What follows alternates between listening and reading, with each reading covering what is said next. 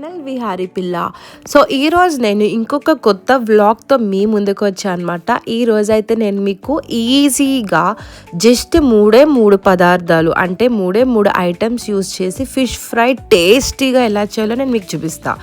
And oil కూడా అస్సలు ఎక్కువ యూజ్ చేయొద్దు అండ్ డీప్ ఫ్రై కూడా కాదు, చాలా సింపుల్గా తక్కువ ఆయిల్తో ఓన్లీ 3 ప్రొడక్ట్స్ యూజ్ చేసి నేనైతే ఈరోజు ఫిష్ ఫ్రై చూపిస్తున్నా. అండ్ దానికైతే నేనైతే మార్కెట్కి వెళ్ళి ఇక్కడ నుంచి నేను రావు ఫిష్ తీసుకున్నా, అది కూడా పెద్ద రావు ఫిష్ చూస్తున్నారు కదా, ఇదే ఆ ఫిష్ అనమాట. ఇది 3.5 kgs ఫిష్ అయితే నేను తీసుకోవడం జరిగింది. అలానే మంచిగా క్లీన్ చేయించా, నేనైతే బయటనే మంచిగా క్లీన్ చేయించా. దాని తర్వాత అయితే ఇంటికి వచ్చిన తర్వాత నేను మంచిగా ఒక పెద్ద బౌల్ తీసుకొని దాంట్లో ఈ ఫిష్ అంతా వేసేసా. సో నేనైతే మొత్తం 3.5 kgs తీసుకున్నా కదా. దాని తర్వాత మొత్తం క్లీనింగ్ అంతా అయినాక ఇది ఆల్మోస్ట్ ఒక 2.5 వేసుకోండి.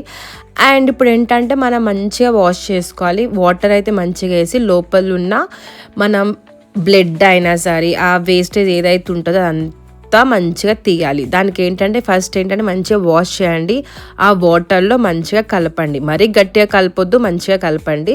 దాని తర్వాత అలా 1-2 times అలా మొత్తం తీసేసినాక మీకు ఇట్లా ఒక్కొక్క పీస్ తీసుకొని దాంట్లో ఉన్న బ్లడ్ అంతా తీసేసేయండి. ఇట్లా ఉంటుంది చూడండి, నేను మీకు చూపిస్తున్నా కదా, సేమ్ ఇలా ఎక్కడెక్కడైతే ఉంటుందో ప్రతి పీస్ మీరు చెక్ చేసుకోండి. మంచిగా ఇలా మొత్తం క్లీన్ చేసుకోవాలి.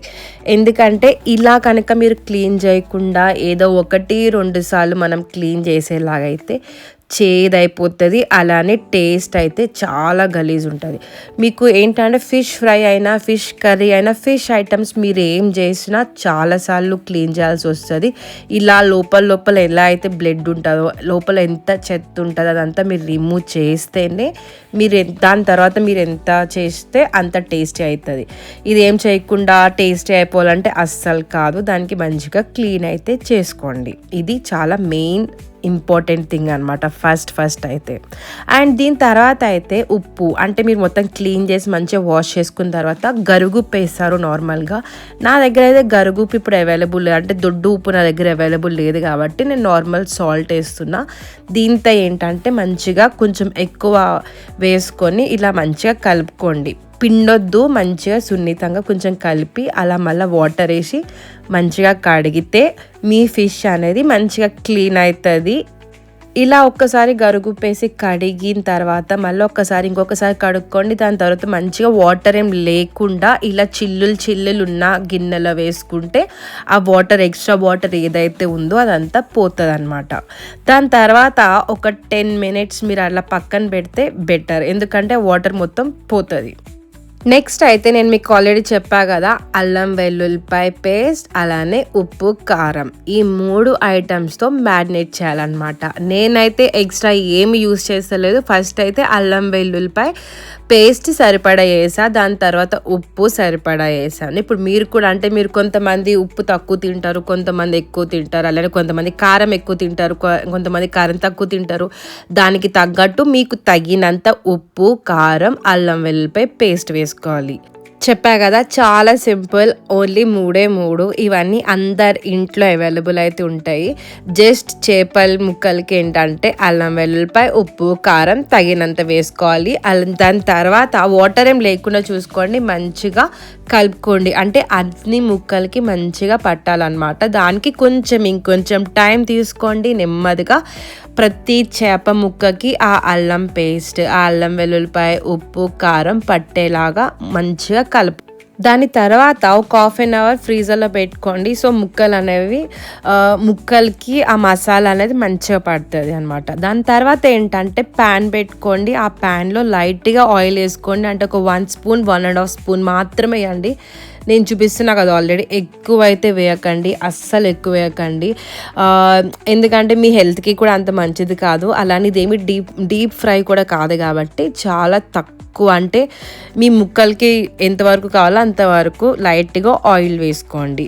అండ్ దాని తర్వాత ఏంటంటే ఫ్రీజర్లో నుంచి ఫిష్ ముక్కలు తీసి దాని తర్వాత ప్యాన్కి సరిపడా ఒక 4 pieces అయితే నేను ఇక్కడ వేయడం జరిగింది. ఇలానే నెమ్మదిగా ముక్కలు అనేది ప్యాన్లో వేసుకోండి, అది కూడా ఆయిల్ మంచిగా హీట్ అయినాక తర్వాతనే పీసెస్ అనేది వేయండి, ముందైతే అస్సలు వేయకండి. సో ఇలాంటి వ్లాగ్స్ అయితే చాలా రాబోతున్నాయి, అస్సలు మిస్ అవ్వకండి. అలానే మీరు నా ట్రావెల్ వ్లాగ్స్ కూడా చూడండి, నేను ఎక్స్ప్లోర్ చేసిన ప్లేసెస్ అన్నీ చూడండి. అలానే డిఫరెంట్ ఫుడ్ వ్లాగ్స్ రాబోతున్నాయి, కుకింగ్ వ్లాగ్స్ కూడా రాబోతున్నాయి, అస్సలు మిస్.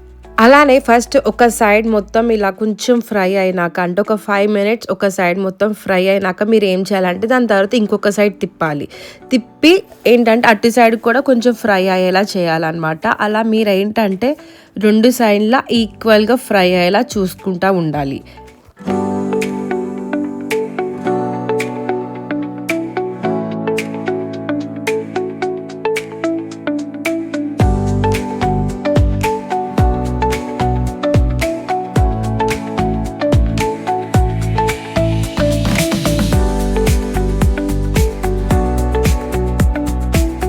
సో నేను ఆల్రెడీ చెప్పినట్టు కొంచెం ఒక 5-7 minutes అలా వెయిట్ చేసి మీడియం ఫ్లేమ్లో పెట్టి వెయిట్ చేసి మనం అటు ఇటు తిప్పుకుంటా ఉంటే మంచిగా ఫ్రై అవుతుంది.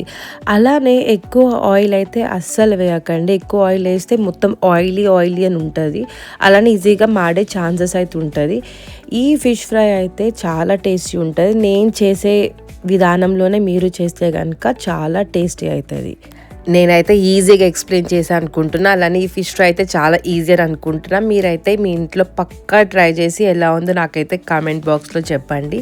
అలానే నా ఫిష్ ఫ్రై అయితే రెడీ అయిపోయింది. నేనైతే ఒక ప్లేట్లో అయితే నేను తీసుకుంటున్నా. చూడ్డానికే కాదు, టేస్ట్ కూడా చాలా బాగుంటుంది. మా వాళ్ళందరికైతే నేను చేసే ఫిష్ ఫ్రై అయితే చాలా ఇష్టం. మీరు కూడా పక్కా ట్రై చేసి నాకైతే చెప్పండి. అండ్ ఇక్కడితో నా ఫిష్ ఫ్రై ఎలా చేయాలో నేనైతే మీకు చెప్పడం అయిపోయింది. ఒకవేళ మీరు కనుక కొత్తగా చూస్తున్నట్టయితే సబ్స్క్రైబ్ చేసుకోండి, అలానే కిందున్న బెల్ ఐకాన్ క్లిక్ చేయండి. అండ్ ఒకవేళ మీకు కనుక ఈ వీడియో నచ్చితే లైక్ చేయండి, అలానే కమెంట్ చేయండి. ఇంకా మరెన్నో వీడియోస్ రాబోతుంది, అస్సలు మిస్ అవ్వకండి. అలానే నా ట్రావెల్ వ్లాగ్స్ ఇవన్నీ చూడండి. అండ్ ఇంకొక వీడియోతో మళ్ళీ మీ ముందుకు వస్తా. వీక్లీ 4 to 5 వీడియోస్ అయితే పక్కా అప్లోడ్ చేయడం జరుగుతుంది. సో అస్సలు మిస్ అవ్వకండి. Thank you so much for watching. Bye.